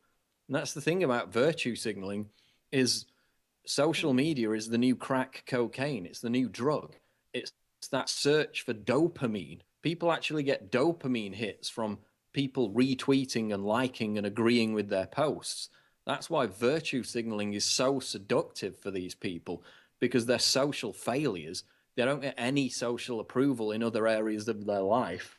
So they seek it through validation online. Well, virtue signaling. I'm getting why you saw a lot of that with the gorilla. I'm getting dopamine hits talking to you, man. Let's see here. BGNY asking the important questions. When do you think Alex Jones will finally get the credit he deserves for exposing the New World Order and mainstream media for over 20 years? When will that happen, man? When and if, I think, is the real question. Back 5, 6, 7 years ago, nobody would even link to us. Drudge started linking to us we were still huge. Obviously, we had our own platform, but as soon as Drudge started linking to us in about, I think it was 2010 was the first time he linked to us, and people suddenly realized, we can actually link to you without being discredited, because yes, you've been right about a lot of things, and we're not perfect. I make mistakes. I've written articles that have turned out to be based on nonsense a few times. If you're writing 900 articles a year, you're gonna make a mistake now and again. But yeah, we're starting to be believed because we've called a lot of this in advance. We've coalesced support behind what is now a political revolution that's coming to the fore in 2016 against big government, against the political class. And a lot of the concerns that we voiced, a lot of what we said, look at the cashless society. Alex was talking about that 20 years ago. Now on Fox News today, it's, cash is done. That's it. It's finished. Back in the day, that was a huge conspiracy theory. So, that'll never happen. The microchip, the same thing. We had the NBC report last week, 2 weeks ago, where they said, this is inevitable. Everybody's going to get a microchip implanted into their skin. Alex was saying that 20 years ago. People called him crazy. So a lot of this stuff has come to fruition, and that's why we're now getting more recognition, and, it's deserved. Absolutely. I think it's interesting that Alex and I, to some degree, I think, have been working on exposing the New World Order and all these insidious issues for a long time. And it's really just gratifying for us to see that people are waking up to it. They're starting to become aware of it. They're starting to internalize it. They're starting to understand how it affects their fundamental values in their lives and their children's lives. And, he's not looking for any credit. He literally just wants to wake everybody up and just make sure that the people that are trying to hornswoggle us, get a paddling out back, So, yeah. This is a really good question here to finish up this AMA up with, which, by the way, has been awesome. Thank you so much for participating. I know all the amazing centipedes that are watching and asking questions. Really appreciate it. We all respect and admire you, Paul. So thanks for taking the time to do this. I know it's late where you are, and once again, we really appreciate your efforts. This will be the last question. We're going to close out here. Liberty Phoenix 1776 says, Paul, I am a communications major and interested in getting into alternative media news. What advice do you have for a newly awakened and passionate newbie looking to break into alternative news? Thanks. Pick something that you're really passionate about. Don't try and be too generalized and focus on everything. Try and pick one issue. And I'd say get on YouTube and just be confident in front of a camera. You could even start off doing it, not even thinking you're going to upload it, not even thinking that anybody's going to see it. But just get on YouTube, make a video. It could go viral. You could build an immediate platform. So, that's the route I'd go. I wouldn't start off by, writing articles. I think that's once you're established, you can get into doing that. But there are people on YouTube who make like 3 videos and suddenly they've got a huge platform because they just get on there, they're passionate about it, they're confident, and people resonate with that. So that's what I'd say. Absolutely. It's amazing that we live in this era where media is so democratized and anybody has access to it. And that's pretty much how Alex Jones started. And, he just got on the air of public access and just started going for it, man. He did it by force of will. So I would encourage everybody out there to be active, start a YouTube channel, retweet and share a lot of the stuff that Paul is saying, Stefan Molyneux, Milo, everybody, just share it. Just make make your voice heard, share what you agree with, and just get it out into the consciousness, because people are waking up left and right. They're popping like popcorn, and it's going to be amazing. I think that we're really moving forward into a new era, and I'm excited to be here. I'm really happy that all the base mods down at the Donald are working so hard to bring amazing AMAs like this to you guys. There's some really cool ones coming up. Let's just keep the momentum going. Let's make sure that everybody in the states that are coming up, and I think California is coming up pretty soon, that you guys get out there and vote. Make sure that you get out there and make your voice heard so that we can take this thing over the top and that we don't have a contested convention. And when we get to that general election, it is going to be exciting. We are all super psyched. I literally have not been this excited about a campaign and candidate in a long time. Any closing comments, Paul? This is the year of political revolution. I mean, this is the most exciting time to be politically active ever in our generation. I mean, for me, it's the most exciting time ever, the most involved, the most committed, the most focused that I've been. And it's for very good reason, because we're starting to turn the tide. I mean, that used to sound like a bit of a cliche because it wasn't really happening as quickly as we wanted it to. But now we can see it. I mean, this Brexit thing is huge. The Trump phenomenon is absolutely monumental. And it's just, two signifiers, two icons of this mass revolt against the political establishment, against the political class, against the control freaks. It's refreshing and it's exciting. And the Donald is a great example of that. And I really thank them for hosting this AMA. Thanks to the people in the YouTube who were commenting. We didn't get to theirs, but thanks for watching. And thanks for, I think it's Tim who was transcribing, who deserves a big bonus, because I don't envy him for that job. But it's been a lot of fun, and I look to doing it again at some point.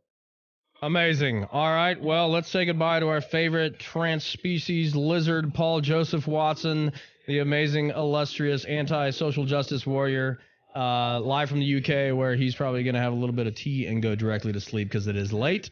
Everybody out there watching, thank you so much for watching. We really appreciate you guys getting behind us. We love what all the mods at the Donald are doing, so please support them. Please make sure that we continue to grow the Donald. And, there's another subreddit out there that I would like for all those people to come home. I think it's time to heal that division and see if we can't get everybody back on track and pull in the same direction.